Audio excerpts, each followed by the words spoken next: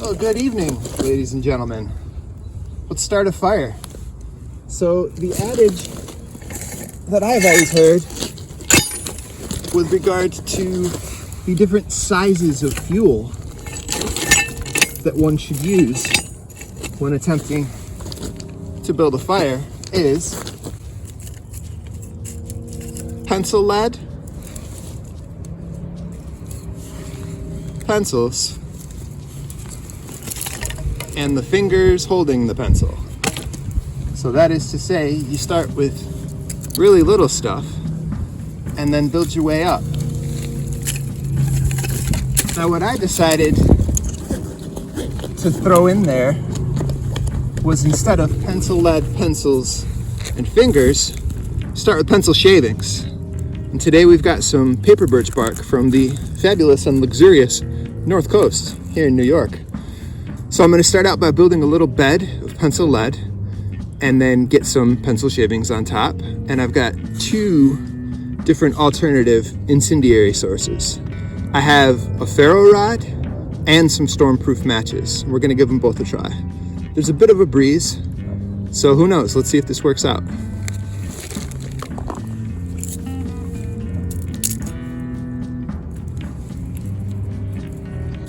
Now this paper birch bark that I harvested was on kind of a rainy night in the late autumn of last year, and I threw it in like a dump pouch or something along those lines and brought it home,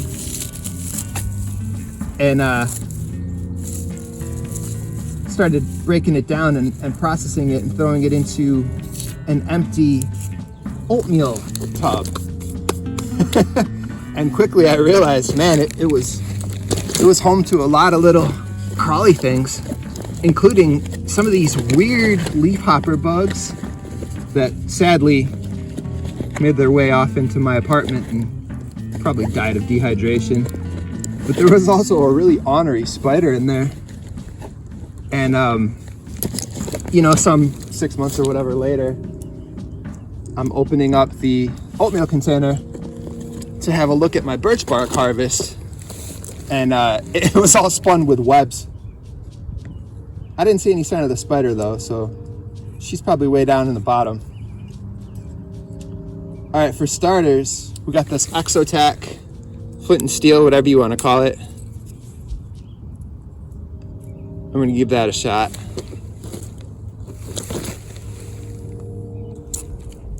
Oh, there's a good one. This wind is not my friend right now. You can smell it a little. There we go. Come on.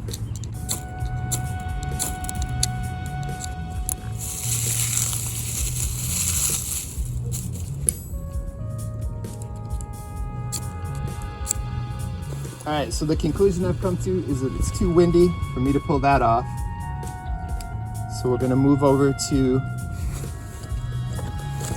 the amateur-friendly method, which is some stormproof matches. Again, Exotac, match safe, stormproof matches.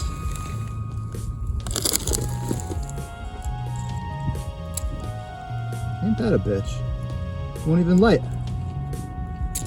I can smell it a little.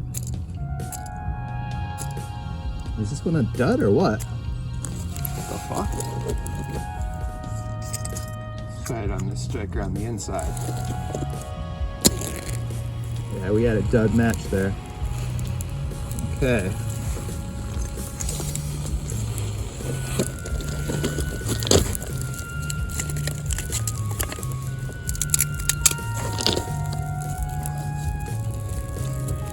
Might back a little further over.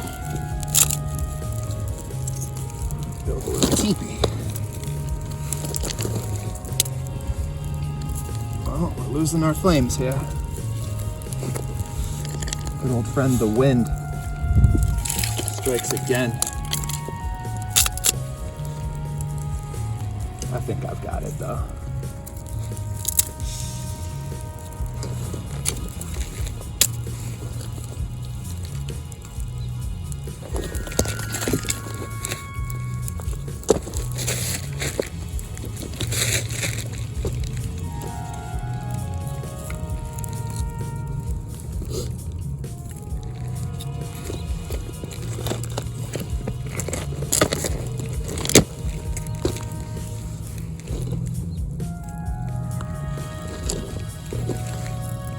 And once you've got your pencil lead going with your pencil shavings, and you start adding in your pencils, as mentioned, the next step is fingers.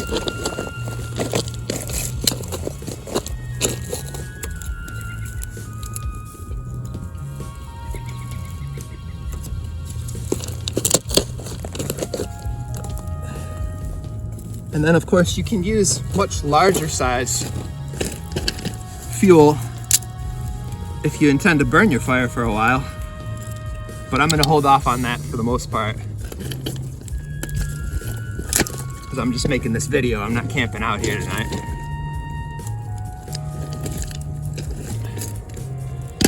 Let's see if I can find some additional fuel sources close by.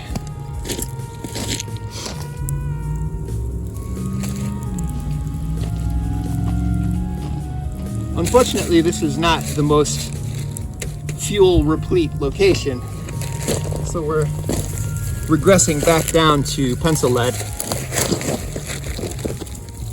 but it still makes the same point.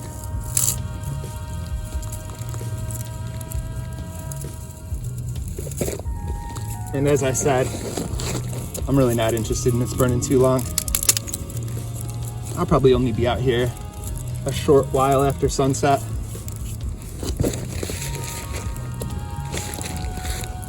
But more than anything, I wanted to demonstrate the virtues of paper birch, because ever since I was young and camping in the Adirondacks, paper birch has saved me many a time. Even when it's raining. I remember my friend from Fresno, California, he popped out here to visit me, and we hiked up Mount Marcy. And from Syracuse, New York, where I was living at the time, it's pretty much a day's drive to get up to the backside of Marcy, not the dam where the munitions factory used to be. And it had started raining pretty much right after sundown. And I don't remember what the case was. I think I assumed he had light and he didn't bring any. So we were both kind of relying on my little mag light. And he was stumbling around, and we decided to just call it a night in camp. And don't narc me out to the Park Service, but we built a fire, and he was trying to build it, and I was like, dude, grab some of that paper birch. And it worked like a charm. As you can see, it's dummy proof, you know? I don't even know how to operate a ferro rod, but I can start a fire with it. I think I probably just need a longer ferro rod, bigger. I got big paws, size 13 feet.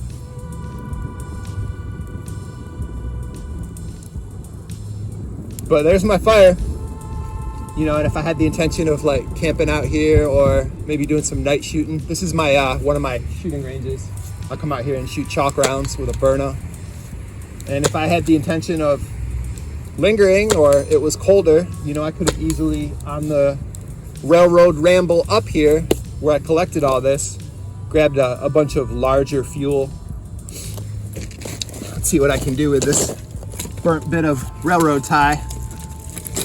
Get our daily quotient of creosote. It's part of a healthy diet. And I got a new pack on me. And I realized kind of while I was walking up here that I probably could use a multi-tool, and I don't believe there's one in there. So this will have to do for now. But there's a quick fire starting video. I think I probably need more practice with a ferro rod too. This year's the first time I ever bought one. I always just relied on a Bic lighter because I was one of those assholes that smoked cigarettes and always had one.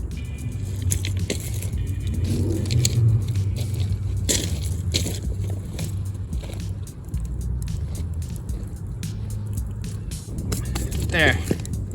That will be more than sufficient for this evening's festivities. Another thing I do that I wanted to point out, riding the city bus, fucking junk bums and other assorted unwashed type of people, they make the seats smell horrible. And of course, the idiots who run the transit company, They bought buses with cloth seats, unlike the MTA where they're plastic and cleanable. And of course they don't really clean them. So I carry around packaging from when I buy garments. And I roll it up, stash it in my pack. And that helps in this situation too. I'm sitting on some railroad ties. I don't want black stains on my pants. It's nice, all the smoke's traveling off to the west. Southwest, I guess. It gets kind of confusing remembering the cardinal points around here because Lake Ontario is north of the city, but I live so close to Lake Ontario and on a real long street that has a big bend in it. So I try to remember that when I get up this close, north's not really north, it's northeast. Well, 7:36 at the moment. Place your bets on how long that'll burn for. It's nice and warm. I think the temperature out right now is below 60. And I'm just in regular socks and some fatigues, a t-shirt and a hooded sweatshirt. And it makes a difference. Let's get this phone away from the fire. Probably had its fill. I'll take you over here. This is one of my shooting ranges. I took one of those railroad plates like what you saw me use as the bed for the tinder, and I nailed it into this telephone pole. That green nonsense that looks like paintballs, that's a biodegradable chalk 68 caliber round that my Byrna fires. From back there, it's about 60 feet.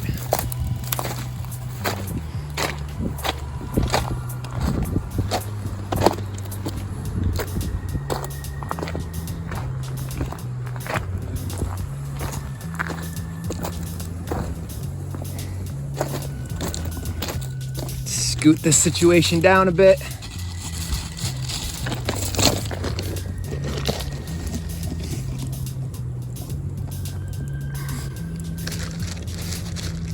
That's nice. Now the wind is blowing 45 degrees from where it was before. Now it's blowing northwest. And even north as well. I guess I moved just in time. I don't know if it picks up on the camera, but all those pencil leads that we started with are just white hot ash down there. I'd imagine this will go out within 15-20 minutes.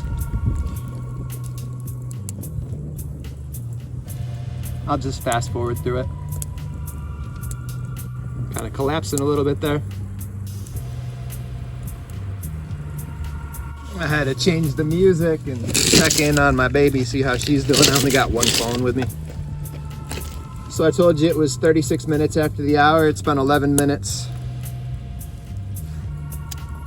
This down a little bit. Still going pretty good, but it ought to be out pretty soon.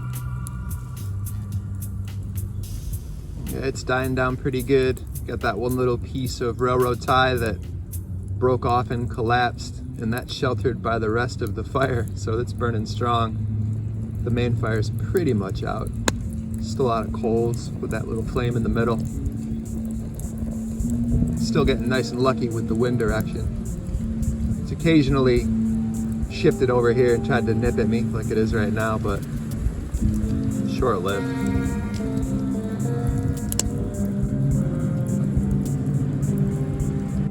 Well, there's the 15-minute mark, so my estimation that it would burn itself out in 15 minutes was premature.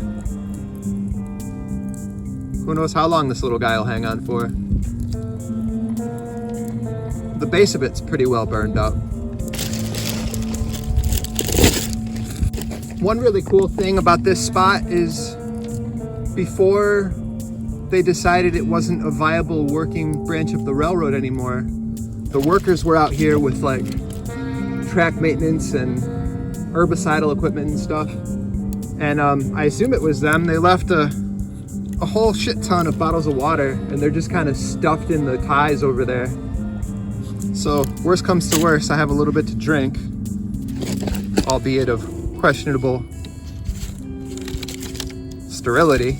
But you know, if nothing else, I can use it to put out a fire that gets out of hand, or, you know, when one's done, just to be responsible, douse it and make sure it's safe for me to walk away. Looks like that little chunk that tumbled off to the side is finally out. I thought that was going to be the longest part to stay alive. So now we've just got that one main branch. Or no, actually that's railroad tie. The branch is jutting off to the side, jutting off to the left in your frame of view. And the only thing left burning is railroad tie. And I'm grateful that the wind hasn't been blowing at me. The last time I did this, there's a video posted earlier, I only used small tinder and railroad ties. And man, that fucking creosote, dude, that shit's nasty. Give you a sore throat. Oh, that little chunk's flared back up. So I just walked 50 paces in each direction. And off to the right, about 30 paces, you couldn't detect the fire at all besides the smell, and 45 paces in the opposite direction to the left, you couldn't see it one bit. So having these railroad ties on either side, it does a lot for concealment. Still not burned out. It's 4 minutes after 8. So it's been almost half an hour since I said I thought it would burn out in 15 minutes. Yeah, to switch the music again. 8 minutes after 8, still going. Most of it's petered out. Just the littlest bit of blue still in the sky, and then the slightest faint dusty bit of orange right at the horizon and the tree line. It's a special time of day. The higher up you look, the closer it gets to cobalt.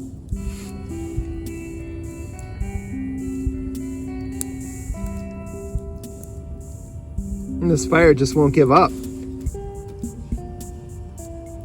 It's 1:15. It's been going steady for 45 minutes. Of course, it's not worth much of anything other than a bit of warmth and some light right now. You couldn't cook on it. But, you know, would I have added more fuel? Seems like it'd be pretty easy to keep it going all night.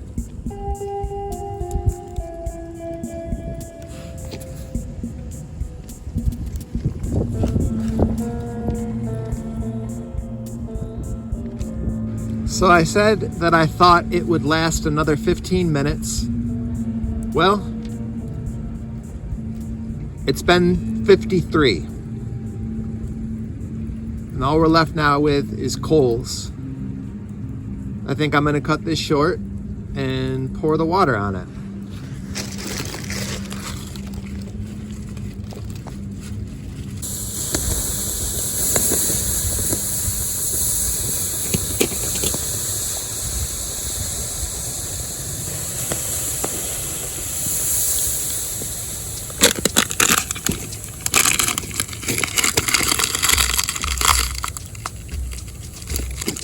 And one more for good measure.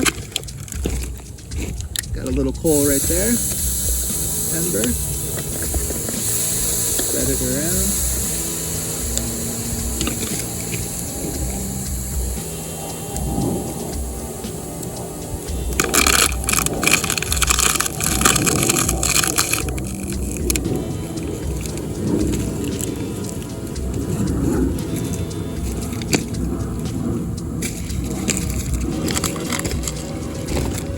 Found this really cool collapsible dump pouch.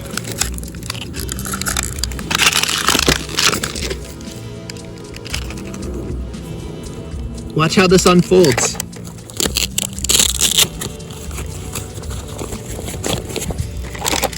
I can put the empty bottles in there. Cinch it right up. And thus concludes today's adventure.